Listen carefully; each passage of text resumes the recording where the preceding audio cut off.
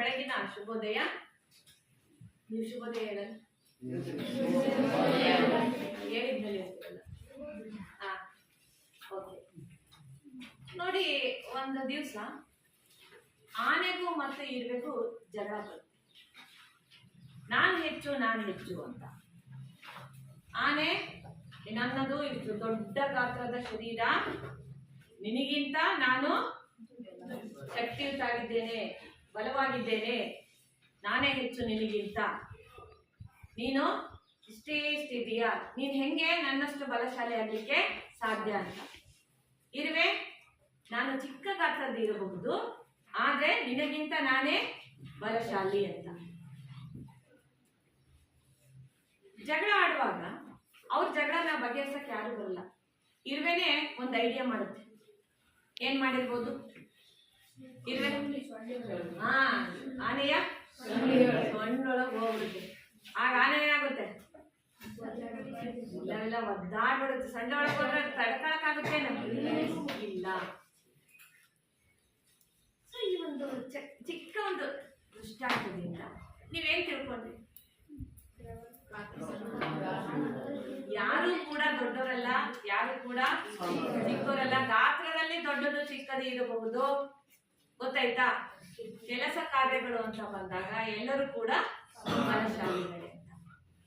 ಯಾಕೆ ಇದೆಲ್ಲ ಹೇಳ್ತಾ ಇದೆ ಅಂದ್ರೆ, ಇಂತಹ ಅನೇಕ ದೊಡ್ಡ ಗಾತ್ರದ, ಚಿಕ್ಕ ಗಾತ್ರದ ವಸ್ತುಗಳನ್ನ, ಪ್ರಾಣಿಗಳನ್ನ ನೀವು ದಿನನಿತ್ಯ ನಿಮ್ಮ ಸುತ್ತಮುತ್ತ ನೋಡ್ತಾ ಇದ್ದೀರಿ ತಾನೆ? ಅದರಲ್ಲಿ ಕೆಲವಕ್ಕೆ ಜೀವ ಇರ್ಬೋದು, ಕೆಲವಕ್ಕೆ ಜೀವ ಇಲ್ಲದೆ ಇರ್ಬೋದು. ಜೀವ ಇರೋನ ಎಂತ ಘಟಕಗಳು ಅಂತೀವಿ? ಜೀವ ಇರೋನ ಜೀವಿಗಳು ಅಥವಾ ಜೈವಿಕ ಘಟಕಗಳು ಅಂತೀವಿ. ಜೀವ ಇಲ್ಲದೆ ಇರ್ತಕ್ಕಂಥವನ್ನ ಅಜೈವಿಕ ಘಟಕಗಳು ಅಂತ ಕರಿತೀವಿ. ಇಂತಹ ಅನೇಕ ಜೈವಿಕ ಅಜೈವಿಕ ಘಟಕಗಳನ್ನ ನೀವು ದಿನನಿತ್ಯ ನಿಮ್ಮ ಸುತ್ತಮುತ್ತ ನೋಡ್ತೀರಿ.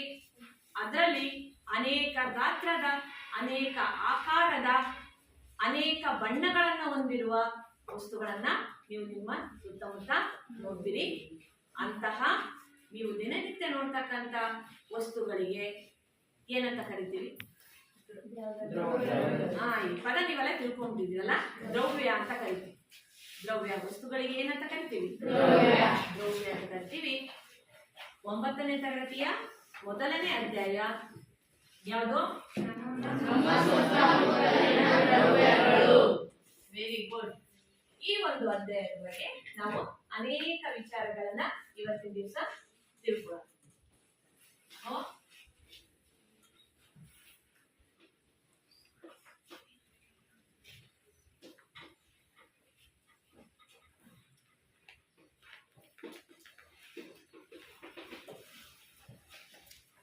ಓಕೆ, ನಾವು ಈ ಒಂದು ಅಧ್ಯಾಯದಲ್ಲಿ ದ್ರವ್ಯದ ಅನೇಕ ಲಕ್ಷಣಗಳನ್ನ ತಿಳ್ಕೊತೀವಿ. ಆ ಲಕ್ಷಣಗಳು ನೋಡಿ, ದ್ರವ್ಯಗಳನ್ನ ನಾವು ಅರ್ಥ ಮಾಡ್ಕೊಳ್ಲಿಕ್ಕೆ ಅನೇಕ ಗುಂಪುಗಳಾಗಿ ಮಾಡ್ತೀವಿ, ವಿಂಗಡಣೆ ಮಾಡ್ತೀವಿ. ಏನನ್ನ ಆಧರಿಸಿ ಮಾಡ್ತೀವಪ್ಪ ಅಂತಂದ್ರೆ, ಅವುಗಳ ಭೌತ ಸ್ವರೂಪ ಹಾಗೂ ಅವುಗಳು ನಡೆಸ್ತಕ್ಕಂಥ ರಾಸಾಯನಿಕ ಕ್ರಿಯೆಗಳು, ಅವು ಹೇಗೆ ರಾಸಾಯನಿಕ ಕ್ರಿಯೆಗಳಿಗೆ ಒಳಪಡ್ತವೆ ಅನ್ನೋದನ್ನ ಆಧರಿಸಿ ದ್ರವ್ಯವನ್ನ ಅನೇಕ ಗುಂಪುಗಳಾಗಿ, ವಿಧಗಳಾಗಿ ವಿಂಗಡಣೆ ಮಾಡ್ತೀವಿ. ನಾವು ಈ ಒಂದು ಅಧ್ಯಾಯದಲ್ಲಿ ದ್ರವ್ಯವನ್ನ ಭೌತಿಕವಾಗಿ ಯಾವ ರೀತಿ ಗುಂಪು ಮಾಡಿದ್ದಾರೆ, ಸೊ ಭೌತಿಕವಾಗಿ ಗುಂಪು ಮಾಡೋದಕ್ಕಿಂತ ಮೊದಲು ದ್ರವ್ಯದ ಭೌತಿಕ ಲಕ್ಷಣಗಳು ಯಾವ್ಯಾವುದು ಅನ್ನೋದನ್ನ ಅರ್ಥ ಮಾಡ್ಕೊತೀವಿ. ಸೊ ಮಕ್ಕಳೇ, ಹಾಗಾದ್ರೆ ಏನಂತ ತಿಳ್ಕೊಂತೀವಿ?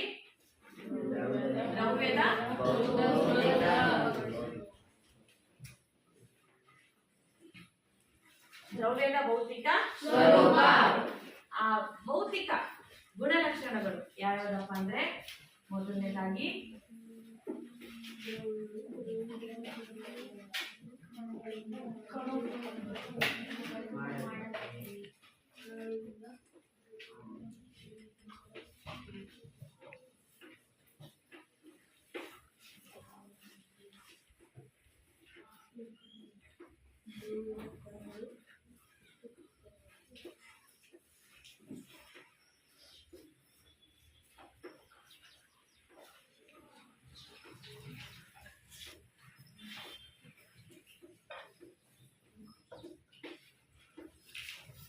ಭೌತಿಕ ಸ್ವರೂಪ. ದ್ರವ್ಯವು ಕಣಗಳಿಂದ ಮಾಡಲ್ಪಟ್ಟಿದೆ. ದ್ರವ್ಯದ ಕಣಗಳ ನಡುವೆ ಖಾಲಿ ಸ್ಥಳಾವಕಾಶ ಇರುತ್ತದೆ. ಮೊದಲನೇದಾಗಿ ದ್ರವ್ಯದ ಕಣಗಳು ಅತ್ಯಂತ ಚಿಕ್ಕದಾಗಿದೆ.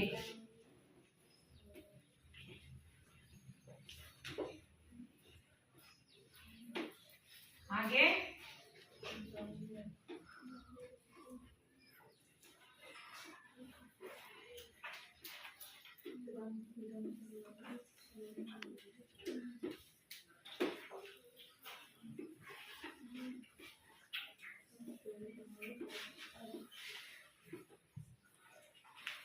ದ್ರವ್ಯದ ಕಣಗಳು ಅತ್ಯಂತ ಚಿಕ್ಕದಾಗಿವೆ.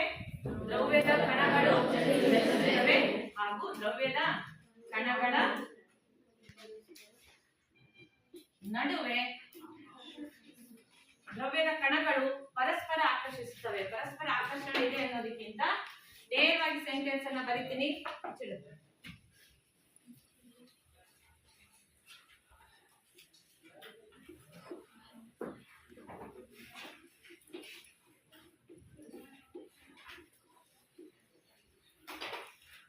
ಓಕೆ, ದ್ರವ್ಯದ ಭೌತಿಕ ಸ್ವರೂಪಗಳಿಗೆ ಸಂಬಂಧಿಸಿದ, ಭೌತಿಕ ಮೀನ್ಸ್ ಭೌತ ಸ್ವರೂಪಗಳು ಅಂತ, ಭೌತ ಸ್ವರೂಪಗಳಿಗೆ ಸಂಬಂಧಿಸಿದ ಹಾಗೆ ಈ 5 ಗುಣಲಕ್ಷಣಗಳನ್ನ ನಾವು ಇವತ್ತಿನ ದಿವಸ ಅಧ್ಯಯನ ಮಾಡ್ತೀವಿ. ಏನು ಆ ಭೌತ ಸ್ವರೂಪಗಳು ಅಂತಂದ್ರೆ ಏನಿರ್ಬೋದು? ಆ ಕಣಗಳು ಯಾವ ರೀತಿ ವರ್ತಿಸ್ತವೆ ಅಂತ. ಭೌತ ಸ್ವರೂಪ ಅಂದ್ರೆ ಅದು ನೋಡ್ಲಿಕ್ಕೆ ಏನಿದೆ, ಗಾತ್ರ ಎಷ್ಟಿದೆ, ಆಕಾರ ಯಾವ ರೀತಿ ಇದೆ, ಆಕರ್ಷಣೆ ಹೇಗಿದೆ, ಗೊತ್ತಾಯ್ತಾ? ಸೊ ಈ ರೀತಿ ಮೇಲ್ನೋಟಕ್ಕೆ ಕಾಣ್ತಕ್ಕಂತ ಗುಣಲಕ್ಷಣಗಳನ್ನೆಲ್ಲ ಭೌತ ಸ್ವರೂಪಗಳು ಅಂತ ಕರಿತೀವಿ. ದ್ರವ್ಯವು ನೀರಿನೊಂದಿಗೆ ಹೇಗೆ ವರ್ತಿಸ್ತದೆ, ಗಾಳಿಯೊಂದಿಗೆ ಹೇಗೆ ವರ್ತಿಸ್ತದೆ, ಇತರ ಆಮ್ಲ ಪ್ರತ್ಯಾಮ್ಲಗಳೊಂದಿಗೆ ಹೇಗೆ ವರ್ತಿಸ್ತದೆ, ಈ ರೀತಿ ಎಲ್ಲ ಅಧ್ಯಯನ ಮಾಡೋದನ್ನ ರಾಸಾಯನಿಕ ಲಕ್ಷಣಗಳು ಅಂತ ಕರಿತೀವಿ. ಇವತ್ತಿನ ದಿವಸ ನಾನು ಹೇಳಿದಾಗೆ ದ್ರವ್ಯದ ಭೌತಿಕ ಸ್ವರೂಪಗಳ ಬಗ್ಗೆ ನಾವು ಅಧ್ಯಯನ ಮಾಡ್ತೀವಿ.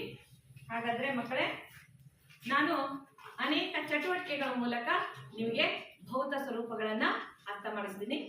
ಎಲ್ಲರೂ ಈ ಕಡೆಗೇನೆ ನೋಡ್ಬೇಕು.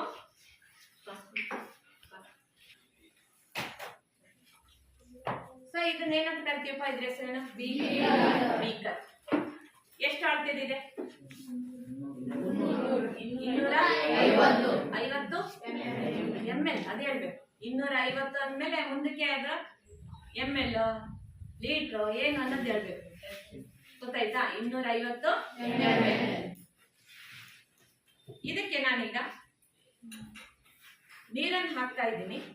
ಸೊ ನಾನು ಇಲ್ಲಿ ಇಡ್ತೀನಿ ಇದನ್ನ, ಯಾಕಂದ್ರೆ ಈ ಒಂದು ಚಟುವಟಿಕೆಯಿಂದ 2 ಭೌತ ಸ್ವರೂಪಗಳನ್ನ ಅರ್ಥ ಮಾಡ್ಕೊಂತೀರ, 2 ಗುಣಲಕ್ಷಣಗಳನ್ನ ಅರ್ಥ ಮಾಡ್ಕೊಂತೀರ.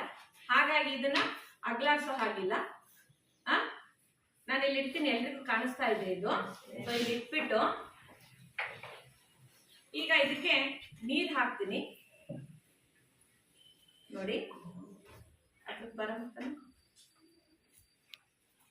ನೋಡಿ ಇಲ್ಲಿ ಎಷ್ಟು ನೀರು ಹಾಕಿದ್ದೀನಿ ಅಂತಂದ್ರೆ 200 ml ಹಾಕ್ತೀನಿ. 200 ml ನೀರನ್ನ ಹಾಕ್ತಾ ಇದ್ದೀನಿ. ಹತ್ರ ಕಿಡಿಯಪ್ಪ, ಕರೆಕ್ಟ್ 200 ಇದೆ. ಎಲ್ಲಿದೆ ಅಂದ್ರೆ ಸ್ವಲ್ಪ ಹಾಕೋಣ.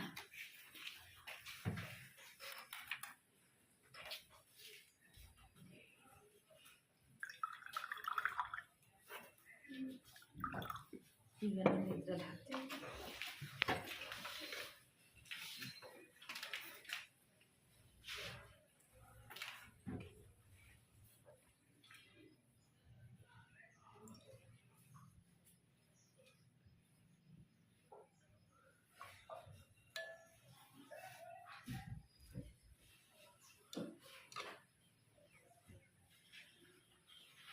ಆಗಿದೆ.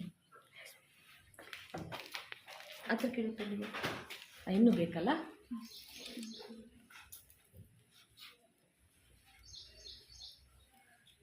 ಓಕೆ,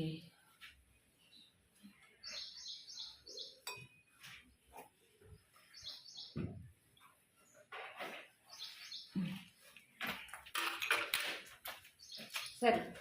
200 ml ನೀರನ್ನು ತಗೊಂಡಿದ್ದೀನಿ. 200 ml ಐತನಮ್ಮ. ಹಾಂ ಹಾಂ, ಸ್ವಲ್ಪ ಕಡಿಮೆ ಇದೆಯಾ ಏನಾದರೂ ಹಾಕ್ಲಾ? ಹಾಂ ಹಾಕ್ತೀನಿ ನೋಡಪ್ಪ. ನೋಡ ಗೆರೆಗೆ ಕರೆಕ್ಟಾಗಿ ಬರಬೇಕು. ಓಕೆನಾ? ಓಕೆನಾ? ಹಾಂ ಓಕೆನಾ? ಹಾಂ ಸರಿ. ಈಗ ಇದಕ್ಕೆ ಸ್ವಲ್ಪ ಏನಿದು ಉಪ್ಪನ್ನು ಹಾಕ್ತಾ ಇದ್ದೀನಿ.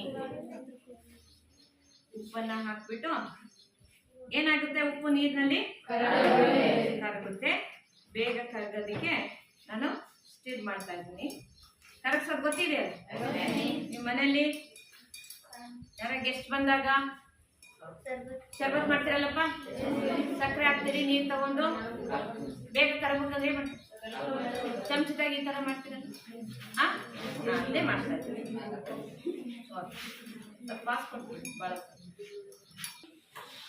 ನೋಡಿ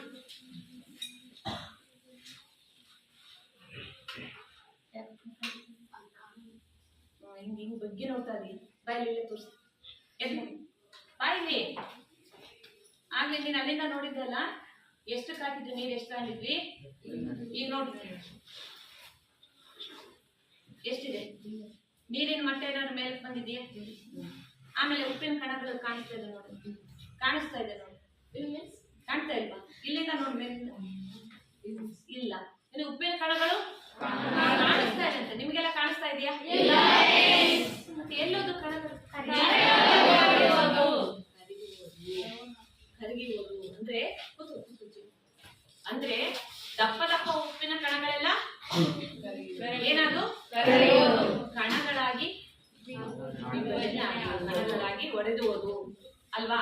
ಅಂದ್ರೆ ಎಷ್ಟು ದೊಡ್ಡ ದೊಡ್ಡ ಬಂಡೆ ಕೂಡ ಯಾರಿಂದ ಆಗಿರುತ್ತೆ?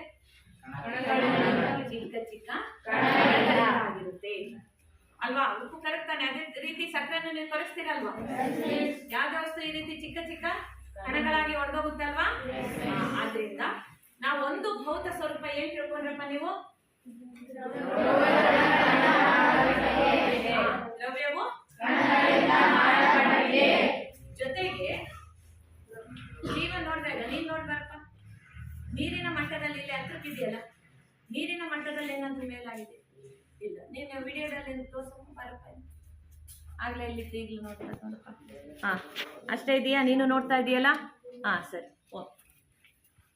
ಅಂದ್ರೆ ಮತ್ತೆ ಉಪ್ಪು ಹಾಕಿದಾಗ ನೀರ್ ಏನ್ ಮಾಡ್ಬೇಕಾಗಿತ್ತು? ಮೇಲ್ ಬರ್ಬೇಕಾಗಿತ್ತಲ್ಲ, ಮೇಲ್ ಬರ್ಬೇಕಾಗಿತ್ತಲ್ಲ.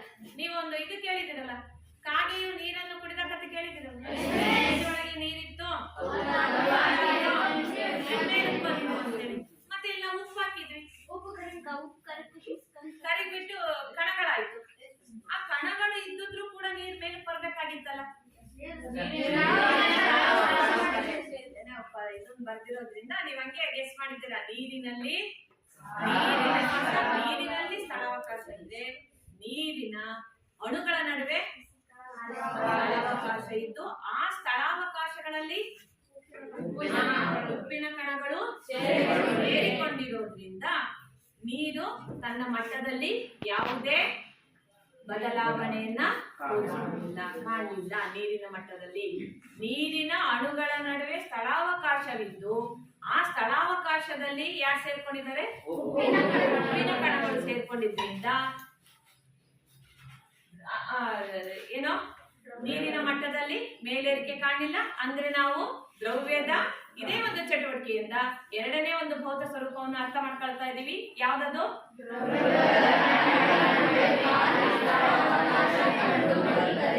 ಅರ್ಥವಾಯ್ತಲ್ಲ? ನಾವು ದ್ರವ್ಯದ ಇನ್ನೂ ಒಂದು ಭೌತಿಕ ಸ್ವರೂಪ, ಮೂರನೇ ಭೌತಿಕ ಸ್ವರೂಪ ಅನ್ನೋದಕ್ಕೆ ಒಂದು ನಾನೀಗ ಚಟುವಟಿಕೆಯನ್ನು ಮಾಡ್ತಾ ಇದ್ದೀನಿ. ಚಟುವಟಿಕೆಯನ್ನು ಆಸಕ್ತಿಯಿಂದ ನೋಡ್ಬೇಕಿಲ್ಲಿ. ಬರಮ್ಮ ನೀನು ನೀರು ಹೊರಗಡೆ ಚಲ್ಕೊಂಡ್ಬರಮ್ಮ, ಬೇಕಾಗುತ್ತೆ ಮತ್ತೆ ಬಿಗಿಯಾಗಿ ಇಟ್ಕೋ. ನೋಡಿ, ನಾನಿಲ್ಲಿ ಒಂದೇ ರೀತಿಯ 4 ಗಾಜಿನ ಲೋಟಗಳನ್ನ ತೆಗೆದುಕೊಂಡಿದ್ದೀನಿ.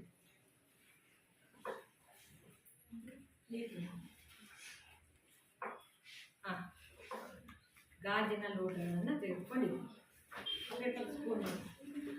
ಇದಕ್ಕೆ ಸ್ವಲ್ಪ ನೀರನ್ನು ಹಾಕ್ಬಿಟ್ಟು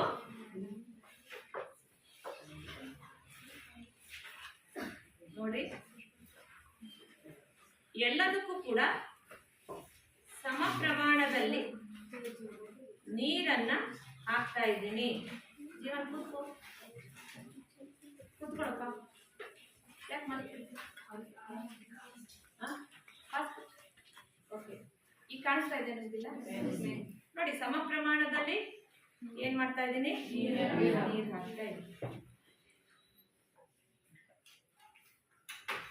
ಮೊದಲನೇ ಗಾಜಿನ ಲೋಟಕ್ಕೆ ಸ್ವಲ್ಪ, ಇದ್ರ ಪರಿಚಯ ಇದೆ ನಿಮಗೆ, ಇದೆಲ್ಲ ನೋಡಿದ್ದೀರಂತ. ಈ ಪೊಟ್ಯಾಷಿಯಂ ಪರ್ಮಾಂಗನೇಟ್ ಅನ್ನ ಆಡ್ ಮಾಡ್ತಾ ಇದ್ದೀನಿ. ಬಣ್ಣ ನೋಡಿ ಎಷ್ಟು ಚೆನ್ನಾಗಿದೆ.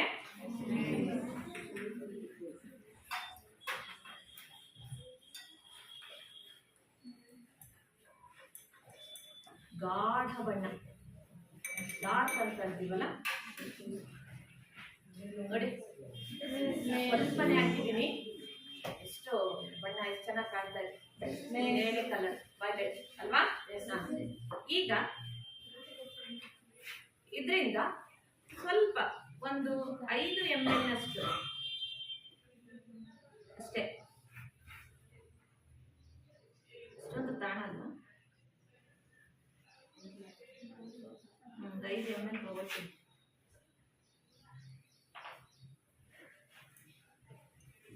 ಸಿರಂಜಿನಲ್ಲಿ 5 ml ತಗೊಂಡ್ಬಿಟ್ಟು ಅದನ್ನ ಎರಡನೇ ಗಾಜಿನ ಲೋಟಕ್ಕೆ ಹಾಕ್ತಾ ಇದ್ದೀನಿ.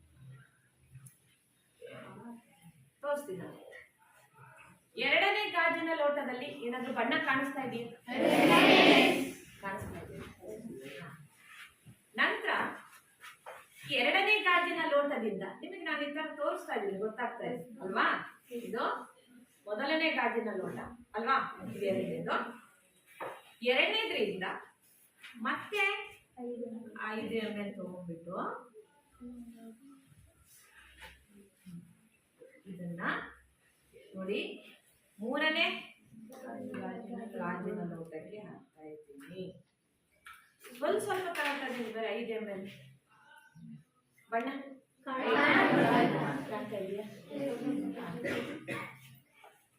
ಮತ್ತೆ ಈಗ ಇದರಿಂದ ಮತ್ತೆ ತಗೊಂಡ್ಬಿಟ್ಟು ಬಹಳ ಸ್ವಲ್ಪ ಸ್ವಲ್ಪ ತಗೊಳ್ತಾ ಇದ್ದೀನಿ ನಾನು. ಸ್ವಲ್ಪ ಸ್ವಲ್ಪ ತಗೊಂಡ್ಬಿಟ್ಟು ಇದಕ್ಕೆ ಹಾಕ್ತಾ ಇದ್ದೀನಿ. ಇದು ಬಹಳ ಸ್ವಲ್ಪ ತಗೊಂಡಾ ಇದ್ದೀನಿ.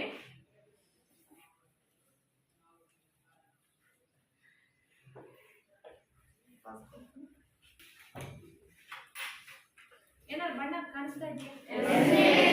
ನೋಡೋಣ.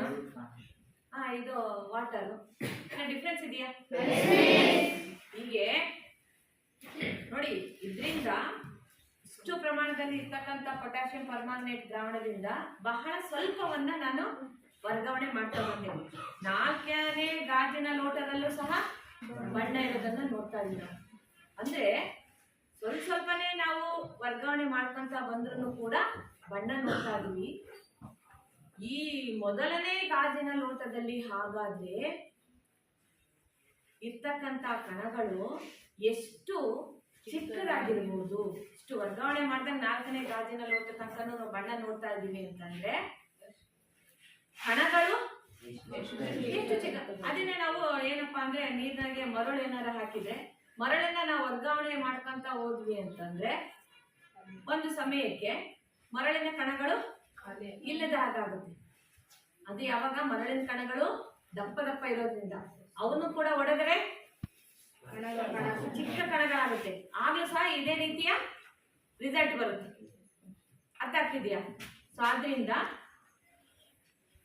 ಈ ಒಂದು ಚಟುವಟಿಕೆಯಿಂದ ಅತ್ಯಲ್ಪ ಪ್ರಮಾಣದಲ್ಲಿ ನಾವು ವರ್ಗಾವಣೆ ಮಾಡ್ಕೊಂತ ಹೋದ್ರು ಸಹ 4ನೇ ಗಾಜಿನ ಲೋಟದಲ್ಲೂ ಸಹ ನಾವು ಬಣ್ಣವನ್ನ ನೋಡ್ತಾ ಇದ್ದೀವಿ.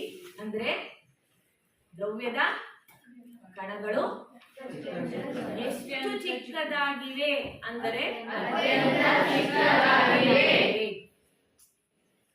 ಅನ್ನೋ ಒಂದು ಗುಣವನ್ನ ನಾವು ಅರ್ಥ ಮಾಡ್ಕೋಬಹುದು.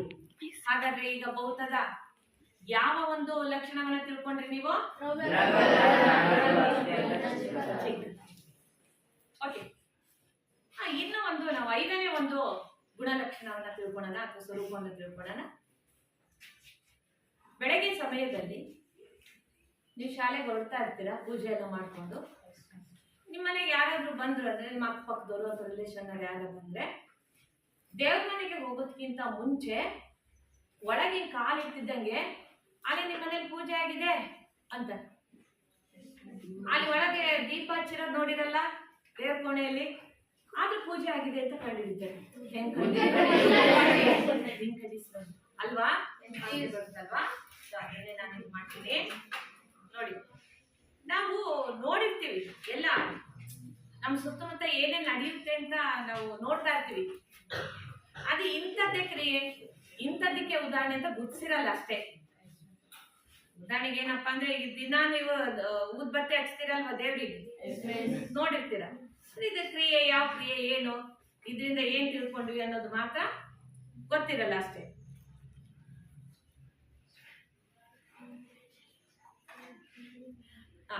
ನೋಡಿ, ದಟ್ಟ ಹೊಗೆ ಏನಾಗ್ತಾ ಇದೆ, ಚಲಿಸ್ತಾ ಇದೆ ಅಲ್ಲ, ಹೊಗೆಯ ಕಣಗಳು ನಿರಂತರ ಚಲಿಸ್ತಾ ಇದ್ದಾವೆ, ಅಲ್ಲಿ ಗ್ಯಾಪ್ ಇಲ್ಲ, ಚಲಿಸ್ತಾ ಇದೆ ಅಲ್ವಾ?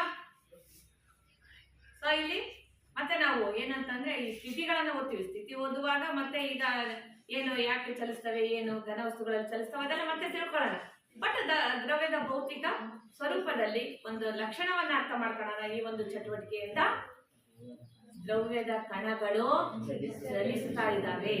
ದ್ರವ್ಯದ ಕಣಗಳು ಎಲ್ಲಿಂದ ಎಲ್ಲಿ ಚಲಿಸ್ತಾ ಇದೆ ಅನ್ನೋದು ಬಹಳ ಮುಖ್ಯ. ಈಗ ನೋಡಿ, ಅವು ಆ ಕಡೆಗೆ ಯಾಕೆ ಹಿಂಗೆಲ್ಲ ಯಾಕೆ ಹೋಗ್ತಿದಾವೆ, ಇಲ್ಲೇ ಹಾಕಿದ್ರು ಗಾಳಿ ಬೀಸ್ತದೆ, ಆ ಕಡೆಗೆ ಹೋಗ್ತಾ ಇದ್ದಾವೆ ಅಲ್ವಾ? ಗಾಳಿ ಬೀಸಿ ಕಡೆಗೆ ಹೋಗ್ತಾ ಇದ್ರೆ ರೂಮ್ ತುಂಬೆಲ್ಲ ಆಗ್ತಾ ಇದ್ದಾವೆ. ಈಗ ಈ ಕೊಠಡಿಯ ಬೇರೆ ಜಾಗಗಳಿಗೆ ಹೋಲಿಸಿದರೆ ಈ ಪ್ರದೇಶದಲ್ಲಿ ಹೊಗೆಯ ಕಣಗಳ ಸಾಂದ್ರತೆ ಏನಾಗಿದೆ, ಹೆಚ್ಚಾಗಿ. ನೋಡಿ, ಇಲ್ಲೆಲ್ಲ ಸಾಂದ್ರತೆ, ಹೊಗೆಯ ಕಣಗಳು ಕಾಣಿಸ್ತಾ ಇದೆ ನಿಮ್ಗೆ, ಕಾಣಿಸ್ತಾ ಇದೆ. ಎಲ್ಲಿ ಹೊಗೆಯ ಕಣಗಳು ದಟ್ಟವಾಗಿ ಇರ್ತವೋ ಅಲ್ಲಿ ಸಾಂದ್ರತೆ ಹೆಚ್ಚಾಗಿದೆ. ಸಂಖ್ಯೆ ಜಾಸ್ತಿ ಇದ್ರೆ ಒಂದೇ ಕಡೆ ಅದನ್ನ ಸಾಂದ್ರತೆ ಹೆಚ್ಚಾಗಿದೆ ಅಂತ ಹೇಳ್ತೀವಿ. ಸಾಂದ್ರತೆ ಹೆಚ್ಚಾಗಿರುವ ಪ್ರದೇಶದಿಂದ ಎಲ್ಲಿ ಸಾಂದ್ರತೆ ಕಡಿಮೆ ಇರುತ್ತೋ, ಹೊಗೆಯ ಕಣಗಳ ಸಾಂದ್ರತೆ ಕಡಿಮೆ ಇರುತ್ತೋ, ಆ ಕಡೆಗೆ ಹೊಗೆಯ ಕಣಗಳು ಚಲಿಸ್ತವೆ. ಇದಕ್ಕೆ ನಾವೊಂದು ಹೆಸರು ಇದೆ, ವಿಸರಣೆ ಅಂತ ಹೇಳ್ತೀವಿ. ಗೊತ್ತಾಗ್ತಾ ಇದೆಯಾ? ಸೊ ಇಲ್ಲೂ ಕೂಡ ವಿಸರಣೆಯನ್ನ ಅಬ್ಸರ್ವ್ ಮಾಡಬೇಕಾಗಿತ್ತು. ಆದ್ರೆ ಇಲ್ಲಿ ಬೇಗ ಕರುತ್ತದು ಪೊಟ್ಯಾಷಿಯಂ ಪರ್ಮಾಂಗನೇಟ್. ಸೊ ಈ ಒಂದು ಚಟುವಟಿಕೆಯಿಂದ ದ್ರವ್ಯದ ಯಾವ ಭೌತಿಕ ಸ್ವರೂಪವನ್ನು ಅರ್ಥ ಮಾಡ್ಕೊಂಡ್ರಿ? ಚಲಿಸುತ್ತವೆ ಅನ್ನೋದು ತಿಳ್ಕೊಂಡಿದ್ವಲ್ವ ನಾವು. ಇದನ್ನ ದೇವರಿಗೆ ಬೆಳಗಿಸಿಸ್ತೇವೆ. ಸರಿ ನೋಡಿ, ಈಗ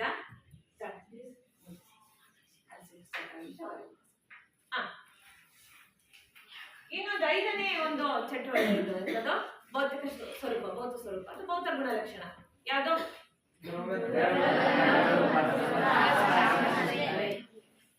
ಇದನ್ನ ಅರ್ಥ ಮಾಡ್ಕೊಳ್ಳಿಕ್ಕೆ ನಾನು ನಿಮಗೆ ಇಲ್ಲಿ ಚಟುವಟಿಕೆಯನ್ನ ಮಾಡೋದಿಲ್ಲ, ಇಲ್ಲಿ ಅರ್ಥ ಮಾಡಿಸೋದಿಲ್ಲ.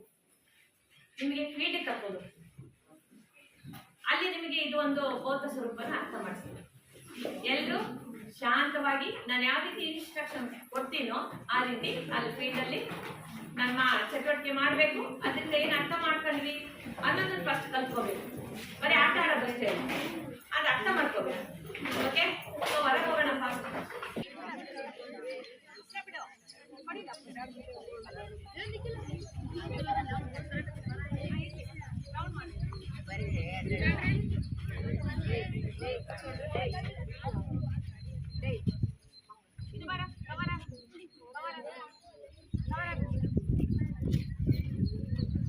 ನೋಡಿ, ಎಲ್ಲರೂ ಕೂಡ ನಿಮ್ಮ ಇಬ್ಬರಿಯಿಂದ ಕೈಯಿಂದ ಒಬ್ಬರಿಂದ ಬೇಡ.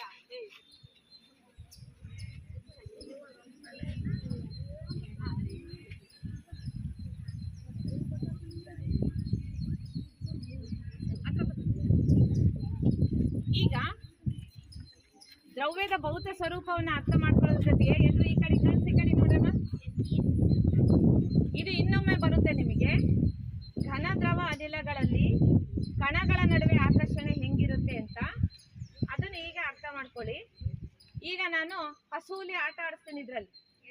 ಯಾವ್ದ್ರಲ್ಲಿ ಸುಲಭ ಆಗುತ್ತೆ ಅನ್ನೋದನ್ನ ಅಬ್ಸರ್ವ್ ಮಾಡ್ಕೊಳ್ರಿ. ಮತ್ತೆ ಕ್ಲಾಸ್ ರೂಮ್ ಒಳಗಡೆ ಇದನ್ನ ಚರ್ಚೆ ಮಾಡೋಣ, ಓಕೆನಾ? ಇದ್ರಲ್ಲಿ ಇಬ್ರು ಬರ್ರಪ್ಪ, ಒಬ್ರು ಹಸು ಒಬ್ರು ಹುಲಿ ಬರ್ರಪ್ಪ. ಬರ ರಾಹುಲ್, ಬರ ರಾಹುಲ್, ಬಾ ಜಲ್ದಿ ಬಾ. ಇನ್ನೊಬ್ಬ ಬರಪ್ಪ, ಅಷ್ಟೇ ಐತಿದ್ದಾನೆ. ಬರಪ್ಪ ಬರ, ದರ್ಶನ್ ಬರ.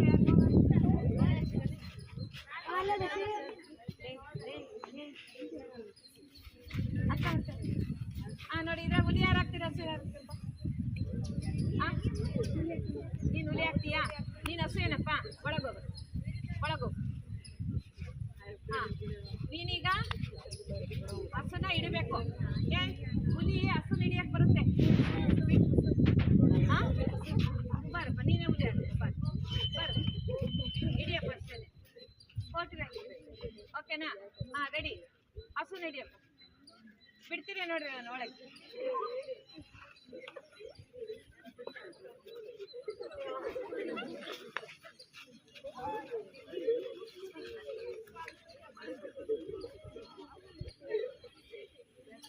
ಅದಕ್ಕೆ ಈ ಕಡೆ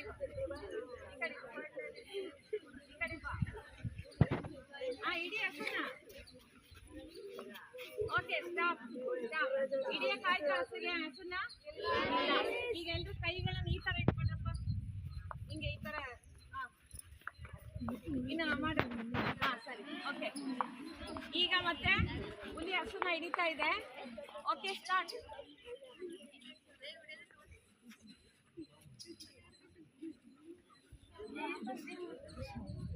ನೀವು ನೋಡ್ತಾ ಇದ್ದೀರಲ್ಲ, ಹುಡುಗಿಯರ ಕಡೆಗೆ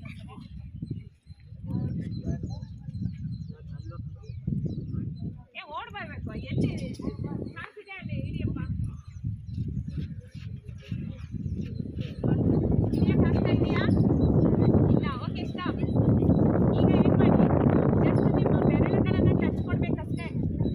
ಹಿಂಗೆ ಇಟ್ಕೊಳಂಗಿಲ್ಲ. ಬೆರಳು ಹಂಗಿಲ್ಲ, ಬೆರಳನ್ನ ಟಚ್ ಮಾಡ್ಬೇಕಷ್ಟೇ. ಹಿಂಗೆ ಟಚ್ ಮಾಡ್ಬೇಕು. ಹಿಂಗೆ ನೋರು ಬೆರಳನ್ನ ಟಚ್ ಮಾಡ್ಕೊಳ್ರಿ. ಹಿಂಗೆಲ್ಲ ಹಿಡಿಯೋಂಗಿಲ್ಲ. ಟಚ್ ಮಾಡಿ ಅಷ್ಟೇ. ಅವ್ನು ಬಂದಾದ್ರೂ ಹಿಡಿಯೋಂಗಿಲ್ಲ. ಟಚ್ ಮಾಡಿರ್ಬೇಕಷ್ಟೇ, ಓಕೆನಾ? ಟಚ್ ಮಾಡಿ. ಹಿಡಿಬೇಡ್ರಿ, ಹಿಡಿಬೇಡ್ರಿ. ಟಚ್ ಮಾಡ್ಬೇಕಷ್ಟೇ. ಈಗ ಹುಲಿ ಹಿಡಿಯಪ್ಪ ಅಂತಲ್ಲ.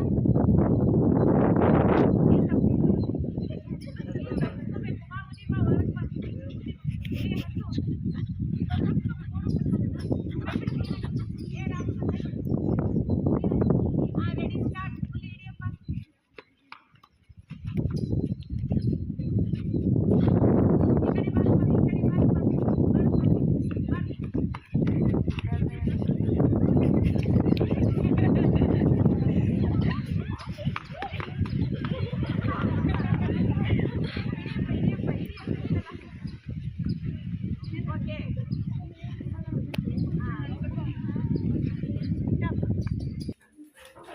ಓಕೆ, ನೋಡಿ, ದ್ರವ್ಯದ ಒಂದು ಲಕ್ಷಣ, ಭೌತ ಲಕ್ಷಣ. ದ್ರವ್ಯದ ಕಣಗಳ ನಡುವೆ ಆಕರ್ಷಣೆ ಇರುತ್ತದೆ. ಜಸ್ಟ್ ಈಗ ನೀವು ಆಕರ್ಷಣೆ ಇರುತ್ತವೆ ಅನ್ನೋದಕ್ಕೆ 3 ರೀತಿಯಲ್ಲಿ ಅಲ್ಲಿ ಆಟ ಆಡಿದ್ರಿ ಅಲ್ವಾ? ಆ 3 ರೀತಿಯ ಆಟಗಳು ಯಾಕೆ ಆಡಿದ್ರಿ ಅಂದ್ರೆ, ದ್ರವ್ಯದ ಸ್ಥಿತಿಗಳು ನಿಮಗೆ ಗೊತ್ತಿದೆ. ಆ ಸ್ಥಿತಿಗಳಲ್ಲಿ ಕಣಗಳ ನಡುವೆ ಹೇಗೆ ಇರುತ್ತೆ ಆಕರ್ಷಣೆ ಅನ್ನೋದು ಮತ್ತೊಂದ್ಸಲ ಆ ಮ್ಯಾಟರ್ ತಗೊಂಡು ನಿಮಗೆ ಎಕ್ಸ್ಪ್ಲೇನ್ ಮಾಡ್ತೀನಿ. ಅದು ಆಟ ನೆನಪಿರ್ಲಿ. ಸೊ ಓವರ್ ಆಲ್ ಆ ಚಟುವಟಿಕೆಯಿಂದ ನೀವೇನ್ ತಿಳ್ಕೊಂಡ್ರಿ? ಕಣಗಳು ಪರಸ್ಪರ ಆಕರ್ಷಿಸುತ್ತವೆ ಅನ್ನೋದನ್ನ ತಿಳ್ಕೊಳ್ಳಿ ಅಲ್ವಾ? ಹಾಗಾದ್ರೆ ಇವತ್ತಿನ ದಿವಸ ನೀವು ದ್ರವ್ಯದ ಅನೇಕ ಪ್ರಮುಖವಾಗಿ 5 ಭೌತ ಸ್ವರೂಪಗಳನ್ನ, ಭೌತ ಗುಣಲಕ್ಷಣಗಳನ್ನ ಅರ್ಥ ಮಾಡ್ಕೊಂಡಿದ್ದೀರಾ? ನೀನ್ ಹೇಳಪ್ಪ. ದ್ರವ್ಯವು ಕಣಗಳಿಂದಾಗಿದೆ ಅನ್ನೋ ಒಂದು ಲಕ್ಷಣವನ್ನು ತಿಳ್ಕೊಳ್ಳೋದಕ್ಕೆ ನಾನು ಯಾವ ಚಟುವಟಿಕೆಯನ್ನು ಮಾಡ್ತೇನೆ? ಕರಗಿಸಿ ಉಪ್ಪು ಇಲ್ಲದೆ ಇರ್ತಕ್ಕಂಥದ್ದನ್ನ ನೋಡಿದ್ವಿ. ಚಿಕ್ಕ ಕಣಗಳಿಂದಾಗಿದೆ ಅನ್ನೋದನ್ನ, ಉಪ್ಪು ಕರಗಿದೆ ಅನ್ನೋದನ್ನ ನೋಡಿದ್ವಿ. ಕೂತ್ಕೊ. ಏನ್ ಹೇಳಪ್ಪ? ದ್ರವ್ಯದ ಕಣಗಳ ನಡುವೆ ಖಾಲಿ ಸ್ಥಳಾವಕಾಶ ಕಂಡು ಬರುತ್ತದೆ ಅನ್ನೋದಕ್ಕೆ ಯಾವ ಚಟುವಟಿಕೆ ಮಾಡಿ? ನೀರಿನಲ್ಲಿ ಉಪ್ಪು ಹಾಕಿ ಹಾ. ಉಪ್ಪು ಅದ ನೀರಿನ ಕರೆಕ್ಟ್ ಅವಾಗ ನೀರಿನ ಮಟ್ಟ ಹೆಚ್ಚಿಗೆ ಆಗಲಿಲ್ಲ. Very good. ನೀರಿನ ಮಟ್ಟ ಹೆಚ್ಚಿಗೆ ಆಗಲಿಲ್ಲ. ಅದರಿಂದ ನಾವು ಯಾಕಂದ್ರೆ ಇದ್ರಲ್ಲಿ ನಿಮ್ಗೆ ಚಟುವಟಿಕೆನೇ ಬಹಳ ಮುಖ್ಯ. ಯಾವ್ದೋ ಒಂದು ಪ್ರಶ್ನೆ ಕೊಟ್ಟು ಅದಕ್ಕೆ ಒಂದು ಚಟುವಟಿಕೆಯನ್ನ ನಿರೂಪಿಸ್ರಿ ಅಂತಂದ್ರೆ ನೀವು ಚಟುವಟಿಕೆ ಬರಿಬೇಕಾಗುತ್ತೆ ಅಲ್ವಾ? ಓಕೆ, ನೀನ್ ಹೇಳಮ್ಮ. ಯಾರಾದ್ರೂ ಹೇಳಿ. ದ್ರವ್ಯವು ಅತ್ಯಂತ ಚಿಕ್ಕ ಕಣಗಳಿಂದಾಗಿದೆ ಅಥವಾ ದ್ರವ್ಯದ ಕಣಗಳು ಅತ್ಯಂತ ಚಿಕ್ಕದಾಗಿದೆ ಅನ್ನೋದನ್ನ ನಿರೂಪಿಸಲಿಕ್ಕೆ ನಾನು ಯಾವ ಒಂದು ರಾಸಾಯನಿಕ ಸಂಯುಕ್ತವನ್ನು ಬಳಸಿದೆ ಇಲ್ಲಿ? ಪೊಟ್ಯಾಸಿಯಂ. ದ್ರವ್ಯದ ಕಣಗಳು ಪರಸ್ಪರ ಆಕರ್ಷಿಸೋದಕ್ಕೆ ನೀವೇ ಒಂದು ಉತ್ತಮವಾಗಿರ್ತಕ್ಕಂಥ ಆಟವನ್ನ ಆಡಾಡಿ ಅಲ್ವಾ? ಹಾಗಾದ್ರೆ ಒಂದು 4 ಪ್ರಶ್ನೆಗಳಿಗೆ ಇವತ್ತು ಉತ್ತರ ಬರೀಬಹುದಲ್ಲ? ಮನೆಯಲ್ಲಿ ಗೃಹ ಪಾಠ ಬರ್ಕೊಡ್ರಿ.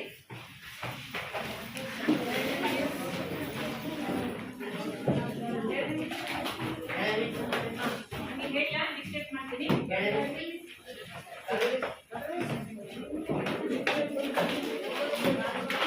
ಈಗಾಗಲೇ ನೀವು 8ನೇ ತರಗತಿಯಲ್ಲಿ ದ್ರವ್ಯ ಅಂದ್ರೆ ಏನಂತ ತಿಳ್ಕೊಂಡಿದ್ರಿ ಅಲ್ವಾ?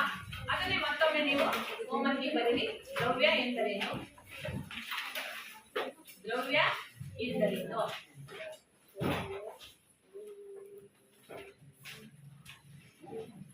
ದ್ರವ್ಯ ಎಂದರೇನು? ಓಕೆ, ನೆಕ್ಸ್ಟ್ ದ್ರವ್ಯದ ಭೌತ ಸ್ವರೂಪಗಳನ್ನು ಬರೀರಿ. ಇವತ್ತು ಯಾವ್ದು ತಿಳ್ಕೊಂಡಿದ್ರಿ ಅವನ್ನೇ ಬರೀರಿ. ದ್ರವ್ಯದ ಭೌತ ಸ್ವರೂಪಗಳನ್ನು ಬರೆಯಿರಿ. ಭೌತ ಸ್ವರೂಪಗಳನ್ನು ಬರೆಯಿರಿ.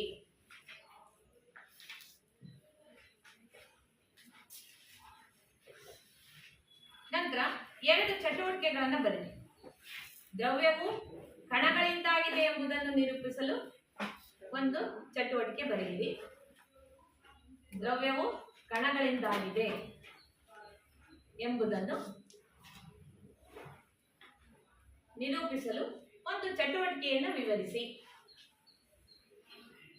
ಅದೇ ರೀತಿ ದ್ರವ್ಯದ ಕಣಗಳು ನಿರಂತರ ಚಲನೆಯಲ್ಲಿರುತ್ತವೆ ಎಂಬುದಕ್ಕೆ ಒಂದು ಚಟುವಟಿಕೆಯನ್ನ ನಿರೂಪಿಸಿ. ಇದಕ್ಕೆ ಉತ್ತಮವಾಗಿ ಹೋಮ್ವರ್ಕ್ ಅನ್ನ ಮಾಡ್ಕೊಂಡ್ ಬರ್ಬೇಕು. ಇವತ್ತಿನದ್ದೇ ಎಲ್ರಿಗೂ ಅರ್ಥ ಆಗಿದೆಯಲ್ಲ? ಧನ್ಯವಾದ.